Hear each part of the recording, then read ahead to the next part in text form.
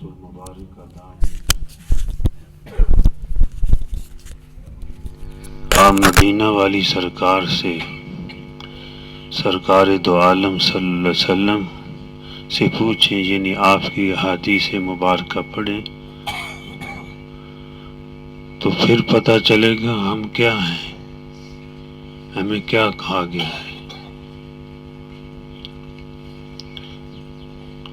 میں تو اس لیے نہیں بتا رہا کہ ہو سکتا ہے آپ کے اندر سکت نہ ہو سننے کی۔ علم بھی اس کو پڑھایا جاتا ہے جو علم کا طالب ہوتا ہے، اور جھڑکی بھی اس کو لگتی ہے جو جھڑک کھانے والا ہو۔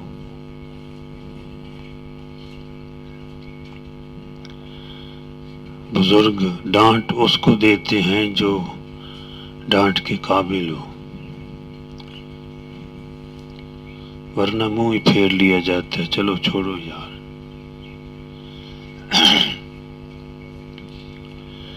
وہ بڑے مقدر والے لوگ ہیں جن کے بڑے ہیں اور کوئی ڈانٹ ڈپٹ کرنے والا ہے، کوئی ان کو سمجھانے والا ہے، ورنہ لوگوں نے وہ گھر دیکھے ہیں جن گھروں سے بزرگ اٹھ گئے اور پیچھے صرف لڑکے رہ گئے، اور پھر ان کا کیا حال ہوا۔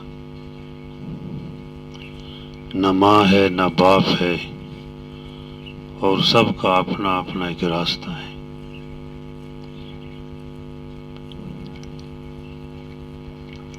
اس دن کو پہچاننا چاہیے۔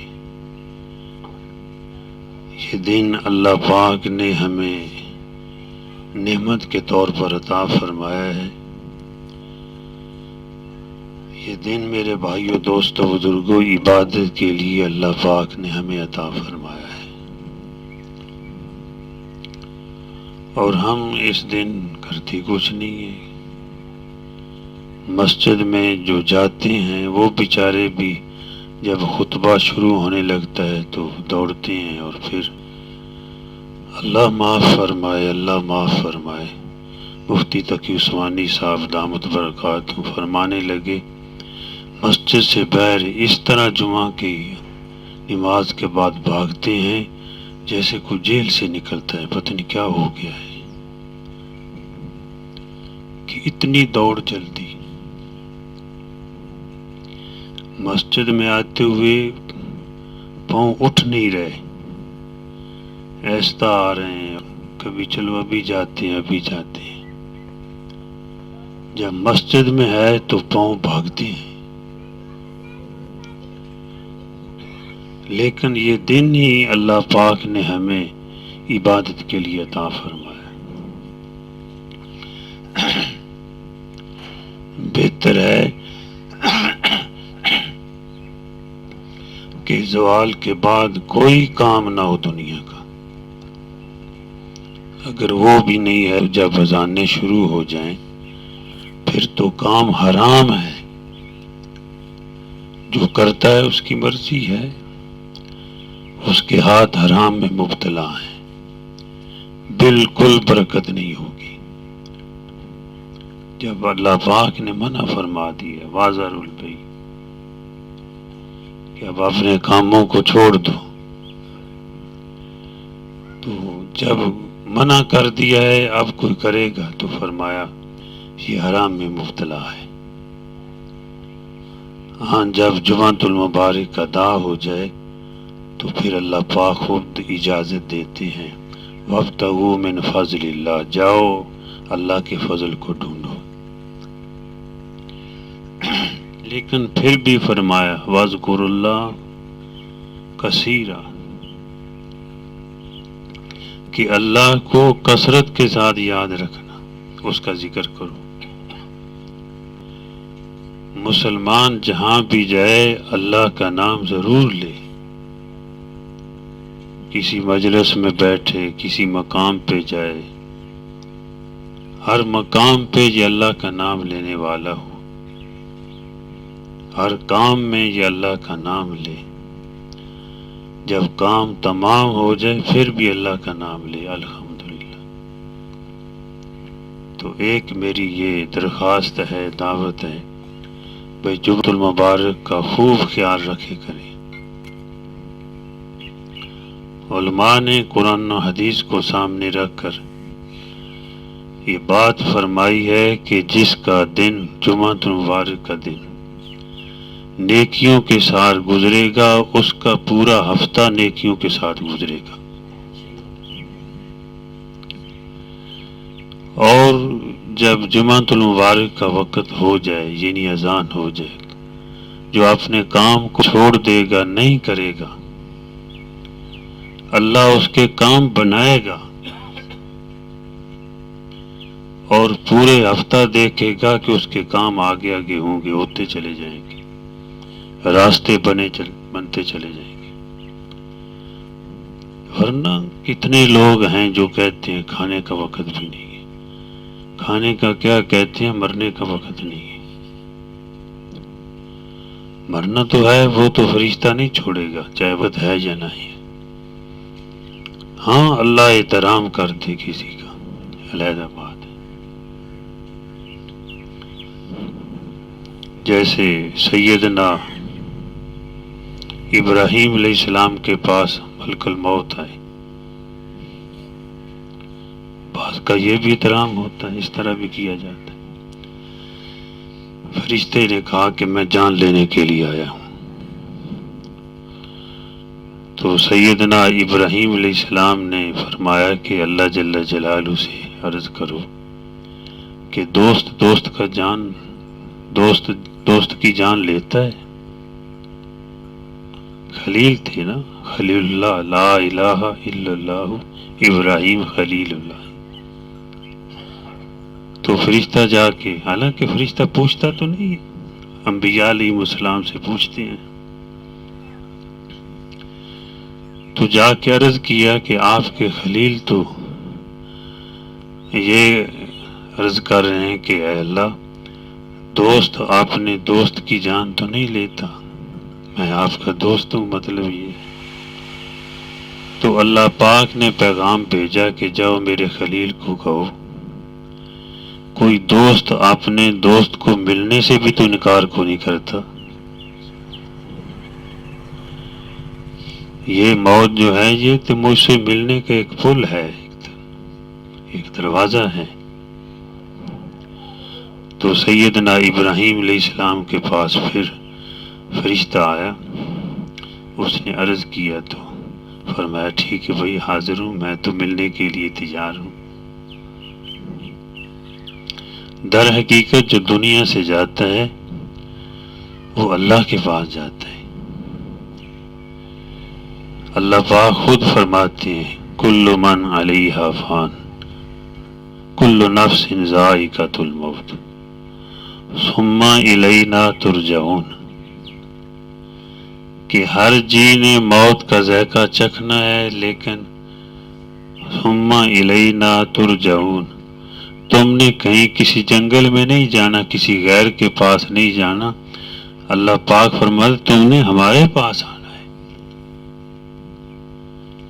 اگر ہم اس تو پھر قبر بھی استقبال کرے گی، یہ راستے بھی استقبال کریں گے۔ حدیث میں آتا ہے موت کے وقت بھی اس کا استقبال ہوتا ہے، فرشتے آتے ہیں، جنت سے کفن لاتے ہیں، رومال لاتے ہیں، خوشبوئیں لاتے ہیں، پھول لاتے ہیں، اور اس کی ٹھوڑی پہ جو ہے رومال رکھتے ہیں، پھر خطاب کرتے ہیں کہ اے نفس مطمئنہ، اللہ کے ذکر سے، اللہ کی یاد میں اطمینان حاصل کرنے والے چل اپنے رب کی طرف۔ تو مومن کی روح پھڑک کے نکلتی ہے کہ میں جلدی جاؤں، اور فرشتے اس کی عذاب پہ ہاتھ رکھے ہوتے ہیں، ادھر ادھر جیسے ہوتا ہے نا محبت سے، تو عذاب پہ ہاتھ رکھے ہوئے ہوتے ہیں۔ اور جب کفن دیا جاتا ہے پھر اس کو لے جایا جاتا ہے، تو حدیث پاک میں آتا ہے راستے جہاں سے گزر دونوں طرف فرشتے کھڑے ہوتے ہیں، عاشق کا جنازہ ذرا دھوم سے نکلے، محبوب کی گلی سے گھوم کے نکلے. محبوب کی گلی میں گھومتا بھی تو رہے. محبوب کی گلی کیا ہے؟ یہی مساجد کے راستے، نیک مجلسوں پہ چل کر جانے والے یہی تو راستے ہیں. یہ اللہ کو محبوب راستے ہیں. محبوب کی گلی کون سی ہے؟ صراط الذین انعمت علیہم، وہ راستے جن پر انبیاء چلے، جن پر صدیقین چلے. انعم اللہ علیہم من النبیین والصدیقین والشہداء والصالحین. جس راستے پر شہداء چلے، جس راستے پر اولیاء چلے، صلحاء چلے. اور اللہ پاک فرماتے ہیں اگر تم ان کے ساتھ مل جاؤ وَخَاسُنَ أُولَٰئِكَ رَفِيقًا، ان کی دوستی اور ان کی رفاقت بڑی اچھی ہے. اللہ پاک جو فرما رہے ہیں خود کہ ان سے دوستی لگاؤ، مجھ سے مانگو. حکیم الامت مولانا اشرف علی تھانوی رحمۃ اللہ علیہ سے کسی مرید نے خط لکھا ان کو کہ حضرت نماز میں سستی ہو رہی ہے یا تہجد میں سستی ہو رہی ہے، کسی عمل کی بتائی. فرمایا اب ذرا دیکھنا دوست تیرے کون ہے، کن دوستوں کے پاس بیٹھتا ہے. تو سوچا، پھر لکھا کہ حضرت میں آج کل غافل لوگوں کے پاس بیٹھتا ہوں. تو غافل لوگوں کے پاس بیٹھیں گے تو غفلت چھائے گی. ذاکر لوگوں کے پاس یعنی ذکر کرنے والوں کے پاس بیٹھیں گے تو پھر ذکر حاصل ہوگا. میں نہیں کہتا، حضور صلی اللہ علیہ وسلم نے فرمایا المرء علی دین خلیلہ، آدمی اپنے گہرے دوست کے دین پہ ہوتا ہے. اور ساتھ یہ بھی امت کو سمجھایا ذرا دوست بنانا سوچ سمجھ کر. غلط دوستی لگ گئی تو پھر غلط راستے پہ چلو گے، صحیح دوستی لگ گئی تو پھر صحیح راستے پہ چلو گے. اس لیے میرے بھائیوں، دوستوں، بزرگوں، یہ راستہ ایسا مبارک راستہ ہے کہ اس راستے پر انعامات ہی انعامات ہیں. میں کہا کرتا ہوں کہ یہ راستہ آسان ترین بھی ہے، صراط مستقیم اللہ والوں کا راستہ، حسین ترین بھی ہے، بہترین بھی ہے، محفوظ ترین بھی ہے. اور جو اس راستے پہ چلے گا وہ بھی بہترین ہو جائے گا. اس لیے ذرا اپنی فکر کرنی چاہیے. تو اللہ پاک فرماتے ہیں کہ تم سب نے میرے پاس آنا ہے. تو مومن کا جنازہ جب اٹھتا ہے اللہ سب کو معاف فرمائے تو پھر راستہ بھی وہ سجا دیا جاتا ہے. یعنی دونوں راستوں پر فرشتے کھڑے ہو جاتے ہیں اور قبرستان کو اس کے لیے سجا دیا جاتا ہے. ایک ہے یہ دنیا کی خوشبوئیں، ایک ہے وہ آخرت کی خوشبوئیں. وہ اب آخرت کی خوشبوؤں کو پا رہا ہے. قبر بھی اس کا استقبال کرتی ہے. حضور صلی اللہ علیہ وسلم نے فرمایا اذا دفن العبد المومن، جب مومن کو دفن کیا جاتا ہے قال له القبر مرحبا، قبر اس کو کہتی ہے مرحبا، تیرا آنا مبارک ہو. وہ اتنی بڑی فرمایا کھل جاتی ہے جیسے یوں سمجھو زمین آسمان کا یہ درمیانی خلا ہے جیسے ہمیں نظر آ رہا ہے. اس طرح وہ قبر کھل جاتی ہے اور ہر طرف سے آواز آ رہی ہے مرحبا مرحبا مرحبا. تو کیسا منظر ہوگا. یہ حدیث آپ نے قبر پر بیان کی ہے، اور ہم قبر پر پھر بھی وہاں کوئی قبر کی بات نہیں ہوتی، اور قبر کے بعد دفن کرتے وقت لوگ بیٹھ جائیں یہ بہتر ہے۔ ہم پہلے تو کرتے ہی نہیں ہیں، جو بھی کام ہے اس کے برعکس۔ حدیث پہ آتا ہے حضور صلی اللہ علیہ وسلم بیٹھی ہوئی گہری سوچ میں کوئی لکیریں کھینچ رہے ہیں، صحابہ کرام بھی بیٹھے ہوئے قبر پر، ابھی قبر کچھ تیاری ہو رہی تھی، تو آپ نے حدیث بیان فرمائی، اس میں یہ بھی الفاظ، اور پھر آخر پہ فرمایا یعنی قبر پہ واز کہہ دینا، کوئی آدمی کچھ باتیں بتا دیتا ہے آخرت کے بارے میں، یہ بھی سنت ہے۔ تو فرمایا انما القبر روضۃ من ریاض الجنہ او حفرۃ من حفر النار،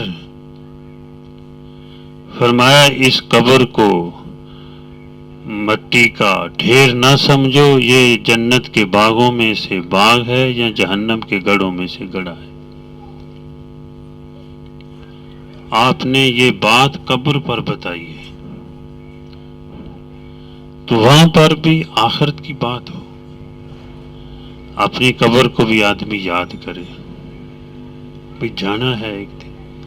حدیث پاک میں آتا ہے حضور صلی اللہ علیہ وسلم نے فرمایا قبر روزانہ آدمی کو 70 بار یاد کرتی ہے۔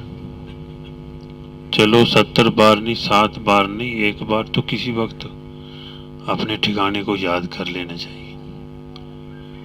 جس کو قبر یاد ہوگی پھر اس کے اندر کبر نہیں رہے گا،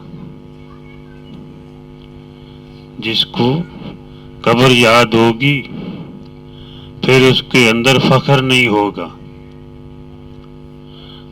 جس کو قبر یاد ہوگی پھر اس کے اندر تکبر نہیں ہوگا، پھر اس کو پتا ہوگا، وہ کہے گا او اچھل کے چلنے والے، او اکڑ کے چلنے والے، نہ اتنا اچھل کے چل، یہ راستہ ہے چل چلاؤں کا، ذرا سنبھل کے چل۔ یہاں آئے بڑے اور چلے گئے، کہ کیا اکڑ ہے، کس چیز کی اکڑ ہے، زمین پہ جانا ہے۔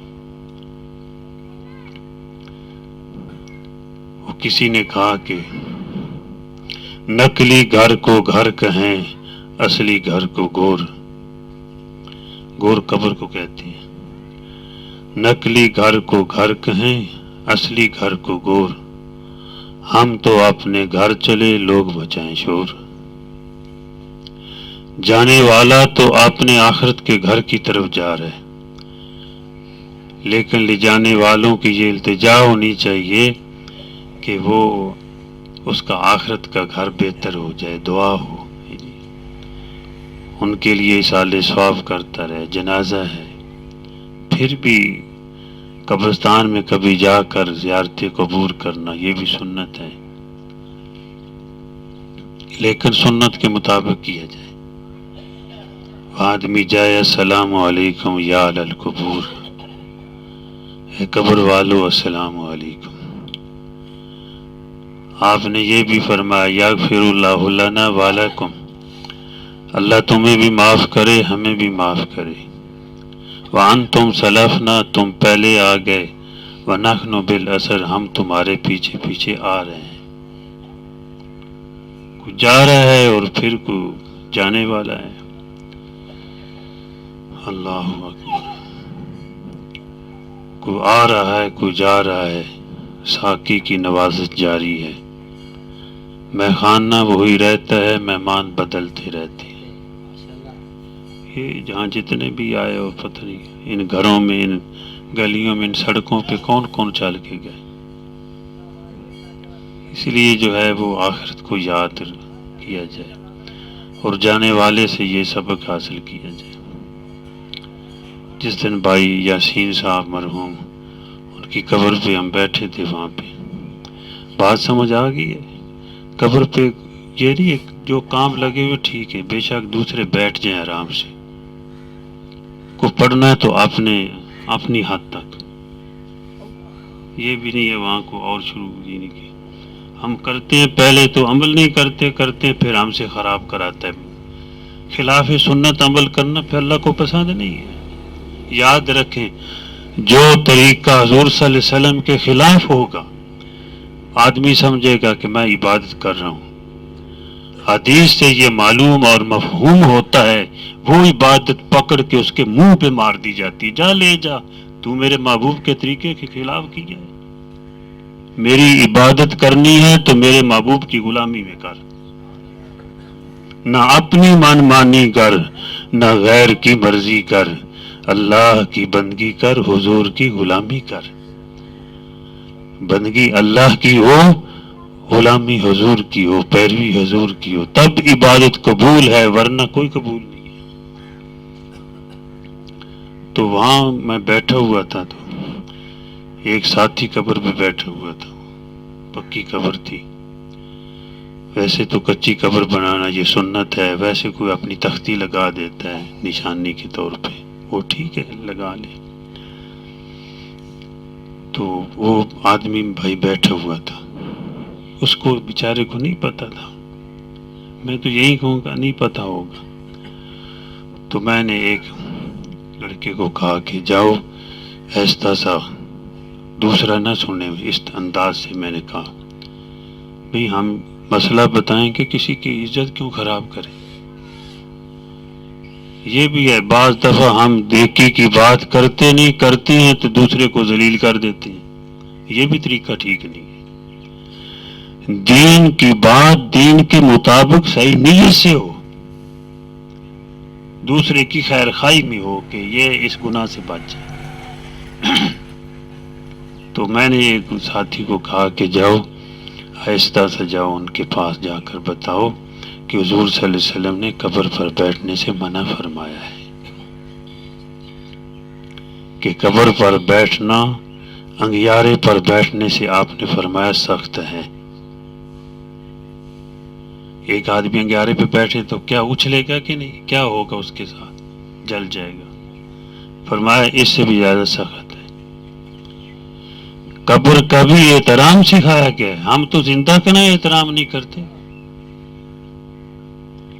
بلکہ حدیث میں آتا ہے کہ ایک آدمی نے، وہ تو اوپر بیٹھے ہوئے تھے، کونی لگا کے بیٹھا ہوا، ٹیک لگا کے قبر کے ساتھ. آپ صلی اللہ علیہ وسلم نے فرمایا کہ اپنے بھائی کو تکلیف نہ دے. ٹھیک ہے وہ بستر مٹی کا لے کے سو گیا، تو نہ اوپر چڑھ، تو بھی سوئے گا ایک دن. تو قبرستان میں بھی ایک احترام کے ساتھ سنت کے مطابق جا کر سلام عرض کرے اور کچھ پڑھ لے.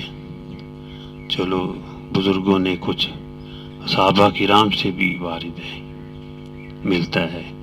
چلو سورہ فاتحہ پڑھ لے، اخلاص پڑھ لے، الہاکم التکاثر پڑھ لے، آیت الکرسی پڑھ لے، درود شریف پڑھ لے. نہیں تو جو کچھ آتا ہے چلو کلمہ شریف پڑھ کر کوئی سال ثواب کر دے اور ان کے لیے دعا کر دے. تو اس لیے جانے والوں کے لیے کچھ نہ کچھ بھی ہونا چاہیے. یہ رسمی طور پہ نہیں ہے. صرف میں نے کل بتایا تھا ایک جگہ پہ کہ ہم ایک تو رسمی طور پہ اکٹھے ہو کر 3 دن سوگ منانا یہ سنت ہے. حضور صلی اللہ علیہ وسلم نے فرمایا 3 دن سے زیادہ سوگ کی صورت بنانا یہ خلاف سنت ہے، حضور کا طریقہ نہیں ہے. اور فرمایا 4 مہینے 10 دن عورت کے لیے وہ اپنے خامد کے سوگ میں بیٹھے، نہ خوشبو لگائے نہ زینت بنائے، اپنی عام زندگی گزارے. کوئی عذر ہو تو مسئلہ پوچھ لے، بیر بھی نہیں نکل سکتی. اس کے لیے 4 مہینے 10 دن ہے. اور کتنے لوگ ہیں اس سے بیزاری ہے. وہ عورتیں جو ہم کیسے جی پھر رہے ہیں، وہ تو پتہ نہیں ہے نا. جو حضور کا طریقہ ادھر سے بھاگنا اور جو اپنا ہے وہ کرنا ہے. یہ سوگ 3 دن، باقی اصال ثواب روز کریں. وہ دن نہ صبح و شام کریں. کون منع کرتا ہے؟ جو کام کرنے کے وہ کرنے چاہیے. کام تو کام سے ہوگا نہ کہ حسن کلام سے ہوگا. باتیں بھی آدمی کرتا رہے تو کام کیسے ہوگا بیٹھ کر؟ جو کچھ کر کے کر دے گا آگے بڑھ جائے گا. خواجہ عزیز الحسن مجذوب رحمت اللہ علیہ وقت کے ڈپٹی کلکٹر تھے، ضلع کے مالک تھے، لیکن اولیاء کے ساتھ لگے تو ولی اللہ بنے. آج ممبر و محراب کو ان کا نام لیا جاتا ہے. وہ فرماتے ہیں کام تو کام سے ہوگا نہ کہ حسن کلام سے ہوگا، ذکر کے التزام سے ہوگا، فکر کے اہتمام سے ہوگا. یہ کرسی پر، عدالت کی کرسی پہ بیٹھنے والے انگریز دور کے، یعنی آج تو پھر اور حیثیت، اس وقت کوئی اور ہوتا تھا، اس دور کے ہیں. اور وہ کیا کہتے ہیں؟ جب بیٹھتا ہوں ان کی یاد میں سب سے بے غرض ہو کر، یعنی اللہ کی یاد میں جب بیٹھتا ہوں ان کی یاد میں سب سے بے غرض ہو کر، تو پھر اپنا بوریا بھی ہمیں تخت سلیمان تھا. جتنا ہمیں یہاں پہ مزہ آتا ہے وہ کہتے ہیں وہ وہاں کرسیوں پہ نہیں آتا. یہی وجہ ہے کہ حضرت خواجہ سلطان ابراہیم بن ادھم رحمت اللہ علیہ وقت کے بادشاہ بھی تھے، اور اللہ کی محبت میں بلخ بخارا کی بادشاہی چھوڑ دی. لمبا ان کا واقعہ. وہ کہتے ہیں کہ اللہ اکبر، ان کو پتہ چل جائے نا بادشاہوں کو کہ ہمارے ہاں کتنا سکون ہے، یہ یہاں ہمارے حجروں میں جہاں ہم بیٹھے ہیں یہ کتنا سکون ہے، یہ ہم پہ چڑھائی کر دیں کہ ان سے یہ بھی چھین لیں، لیکن چھین سکتے نہیں. بادشاہوں سے تیرے در کے گدا اچھے ہیں، بادشاہوں سے تیرے در کے گدا اچھے ہیں، تخت والوں سے اونچے ہیں تیرے خاک نشین. وہ کہیں جا رہے تھے نا، کوئی مانگ رہا تھا راستے میں. یہ فقیر جو ہے لفظ فقر سے ہے نا، اللہ کی محبت کا بھوکا. تو ایک تھا مانگنے والے، وہ کوئی مانگ رہا تھا تو فرمایا کوئی سستی فقر تجھے مل گیا ہے. کہتے تجھے کیا لگانا پڑا؟ ابراہیم بن ادھم رحمت اللہ فرمایا بلخ بخارا کی بادشاہی دی ہے، لیکن پھر بھی سودا سستا سمجھتا ہوں. میرا تو یہ لگا ہے بلخ بخارا کی بادشاہی دے دی ہے، تو بتا. بڑے بڑے لوگوں نے بہت کچھ دے دیا. ابو بکر صدیق رضی اللہ تعالیٰ کی ریشم کی 6 دکانیں تھی جب کلمہ پڑھا لا الہ الا اللہ محمد. وہ وقت آیا کہ تن کے کپڑے بھی اتار کے ٹاٹ پہن کر گھر سارا اٹھا کے حضور کے قدموں میں رکھ دیا، سب کچھ لٹا دیا. لیکن پھر مقام کیا ملا؟ فرمایا افضل البشر بعد الانبیاء، کہ انبیاء کے بعد کسی کا مقام ہے تو وہ ابوبکر صدیق ہے رضی اللہ. لیکن سب کچھ لٹانے کے بعد مقام ملا. فرمایا سب کے احسانات دے چکا ہوں بدلہ یہاں پہ، لیکن ابو بکر کے اتنے احسانات ہیں کہ اس کا بدلہ خدا ہی دے گا قیامت کے دن. وہ جن لوگوں کو یہ پتہ چل گیا ہے وہ کیا لٹاتے ہیں، ان کو جو مزہ آتا ہے ان سے کوئی پوچھے تو صحیح کہ لوٹنے میں مزہ ہے یا لٹانے میں مزہ ہے. بعض لوگوں نے لوٹنے میں مزہ سمجھا، حالانکہ لوٹ کر دماغ اور دل پہ ان کے تہوڑے لگتے ہیں، رات دن پریشان ہوتے ہیں. لیکن جو لٹانے والے ہیں سکھی نیند سوتے ہیں. وہ بعض لوگ سمجھتے ہیں نا یہ کام کیسے دینی کے کیسے چل رہے ہیں. وہ بھائی ہیں بڑے بڑے عاشق ہیں جو لاکھوں جو ہے لگا دیتے ہیں. انہوں نے کبھی نہیں دیکھا پاس ہوتا ٹھیک ہے، اور ایسے نہیں کہتے ہیں ہم تو سمجھتے ہیں جو یہاں لگ گیا ہے دین پر، اللہ کے راستے میں لگ گیا ہے، ہمارا صحیح لگے یہ ایسے ہی. ایسے بھی لوگ دنیا میں ہیں. تو اللہ پاک فرماتے ثم الینا ترجعون، تم سب نے ہمارے پاس آنا.